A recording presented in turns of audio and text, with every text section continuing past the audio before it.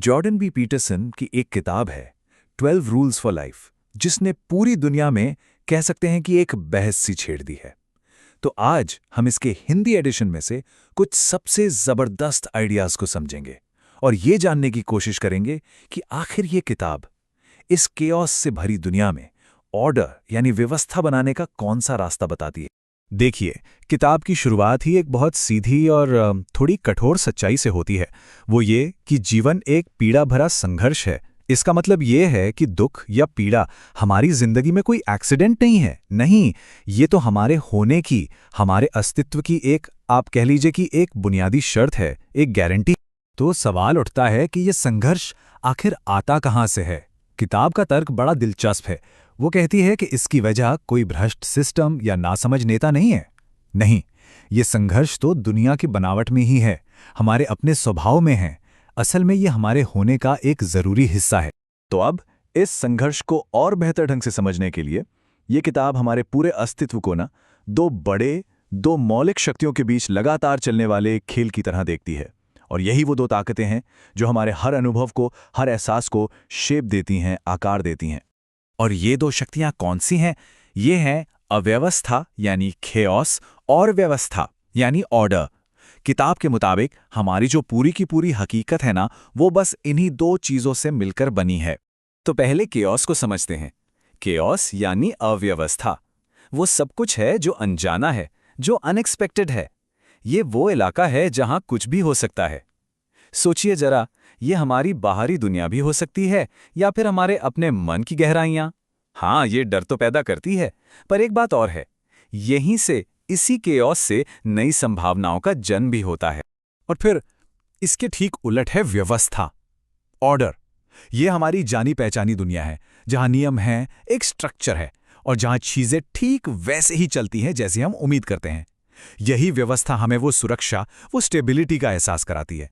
तो यहां इन दोनों का फर्क बिल्कुल साफ हो जाता है ना? एक तरफ है अनजानापन, नई चीजें, और दूसरी तरफ है जानी पहचानी दुनिया और सुरक्षा। और मजे की बात यह है कि किताब में न्यूरो साइंटिस्ट एल्कोनोन गोल्डबर्ग का भी जिक्र है। उनका मानना था कि शायद हमारे दिमाग के जो दो हिस्से हैं ना, वो भी इसी फंडामेंटल डिवीजन को दिखाते हैं। लेकिन रुकिए, कहानी यहीं खत्म नहीं होती। जब हम इस ऑर्डर यानी व्यवस्था की जानी पहचानी दुनिया में रहते हैं ना, तो हमें एक और सच्चाई का सामना करना पड़ता है।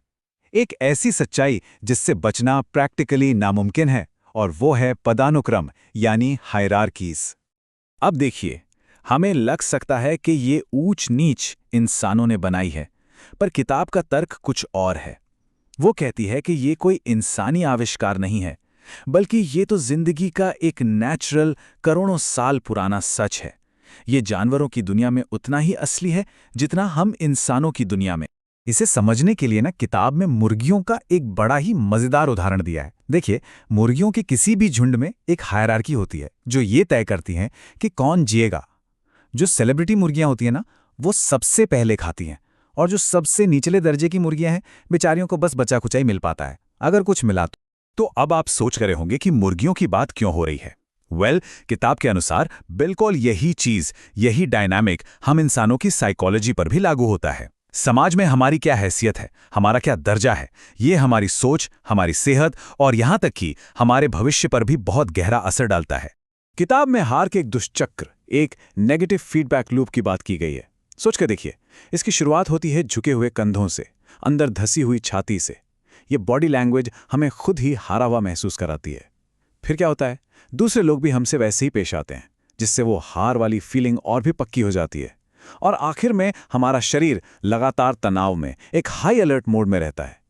ये एक ऐसा जाल है जिससे बाहर निकलना बहुत मुश्किल हो सकता है। तो सवाल फिर वही है, अगर जिंदगी इन हायरार्कीज और स्ट्रक्चर्स के अंदर एक संघर्ष है, तो फिर आगे का रास्ता क्या है? अच्छी बात यह है कि किताब सिर्फ समस्याएं गिनाकर छोड़ नहीं देती, वो समाधान की तरफ भी एक ठोस इशारा करती है। और इसका एक सबसे पावरफुल नियम यह है, अपनी तुलना दूसरों से करना बंद करें। बस बंद करें।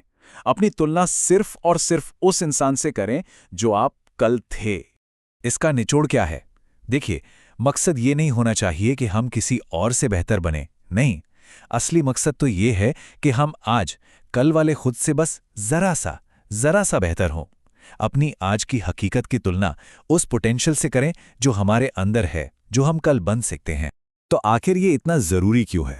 पहली बात, जैसे जैसे हम बड़े होते हैं, हमारी जिंदगी इतनी यूनिक हो जाती है कि किसी और से तुलना करना पॉइंटलेस है, बेमानी है। जब हम सिर्फ खुद को बेहतर बनाने पर फोकस करते हैं तो जलन और निराशा जैसी चीजों से बच जाते हैं।